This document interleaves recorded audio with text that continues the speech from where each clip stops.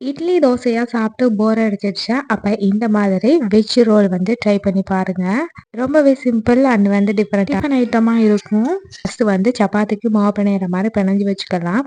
உள்ள ஸ்டஃபிங் வைக்கிறதுக்கு முட்டைக்கோஸ், கேப்சிகம், கேரட்டை துருவி எடுத்து வச்சுக்கிட்டேன். இப்போ ஒரு கடாயில கொஞ்சமா எண்ணெய் சேர்த்துட்டு கொஞ்சம் சோம்பு போட்டுட்டு கட் பண்ணி வச்சிருக்க வெஜ்ஜீஸ் எல்லாம் லைட்டா வதக்கிக்கலாம். இதோடய கொஞ்சமா சால்ட்டு, மிளகாய்த்தூள் மட்டும் சேர்த்துட்டு ஆஃப் பண்ணிக்கலாம். அவ்வளோதான், உள்ள வைக்கிற ஸ்டஃபிங் ரெடி ஆயிடுச்சு.